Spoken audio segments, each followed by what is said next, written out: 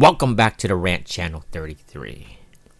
In this video, we're going to talk about, with my personal experience, my personal opinion, but I think, truly, these are the three main reasons why you didn't get hired at a job.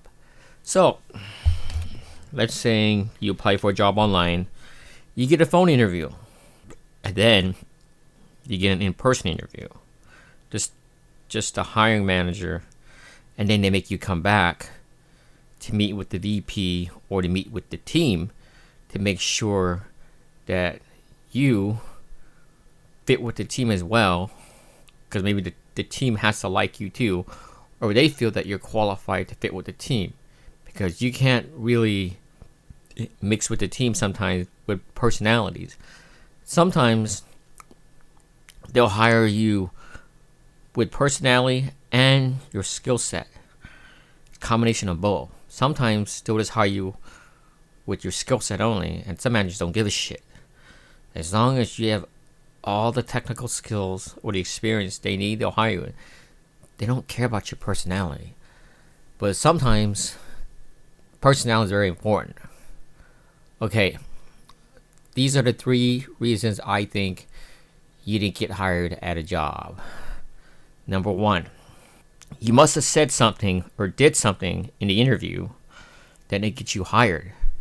It takes one stupid thing to say just to ruin the whole thing. I mean, you could have nailed it to the whole interview. To the very last minute, you said something wrong, or they said something to you. They didn't like how you reacted to it, your facial expression or something, or how you responded to it. So sometimes your facial expression or how you reacted to something could have fucked everything up. I'm not saying that was the reason behind it, but sometimes it's just your fault that you did something or said something just to fuck it all up at the very last minute. And another thing is, there's a possibility that maybe the other person was just more qualified, or they just liked the other person better for some reason. You don't know how to explain it. Maybe there's their personality or just something about them that caught their attention, that they picked that person over you, even though you had more experience than they did. And the last thing is company politics. And let me tell you something. I wouldn't say I was screwed over, but I thought was treated unfairly. I nailed this interview, and my recruiter said the manager and the hiring director, the manager and the director herself, said they liked me a lot and they wanted to hire me. I only got a verbal offer. I never got the offer letter. So it drags out for weeks. So they have to wait until the VP or the C-level person to sign it off, right? To do the final approval. So what happened was this.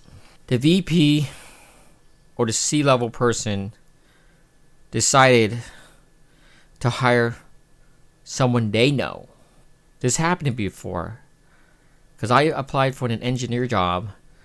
I showed all the qualifications, because when I got to the interview, they actually asked me to show them how to use that software and how to do things on that software to see how much I knew. In my resume, it says I have this certain amount of experience, right? So what happened was they tested me and see if I actually knew what I said in my resume. I backed it all up and I proved it and showed them on the software. A few days later, recruiter calls up and says, hey, they like you a lot. You got a verbal offer. A few weeks later, didn't hear back. Then I find out that one of his buddies got laid up from a job, and apparently he felt sorry for him, and he said, fuck the director and fuck the manager wanting to hire me, because I need to hire my friend, because he needs a job and he can't find a job, but he doesn't know shit. He has no experience in this position, no background in this type of industry. Just gave him the job out of being buddy and sympathy. So the director and the manager were pissed. This guy didn't know shit, and they had to train him everything. So there's a possibility you can lose out of politics too. I lost out of politics. That's the one thing that sucks the most. Sometimes you can lose out of politics. And another thing I've mentioned, you can lose out because of some companies are so bad, they don't know how the hiring process works sometimes, even though they're fucking HR. I'm just quoting a VP of HR, according to what he said. By law, according to what he said, don't quote me saying I don't know what the hell I'm talking about. I'm quoting what he said. He's saying that some companies feel that by law, you have to post a job posting online on their website, or like a Dice, Monster, Career Builder, Indeed, etc.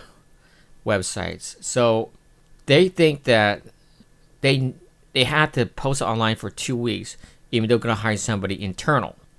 And they have to interview people.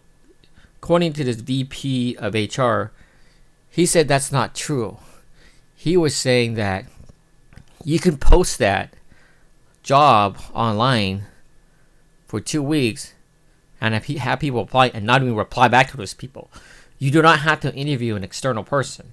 And I think that according to his theory, he thinks that some companies, the reason they interview people, external people, because they think it's a law, when he's saying it's really not the law. So I'm going by what he's saying.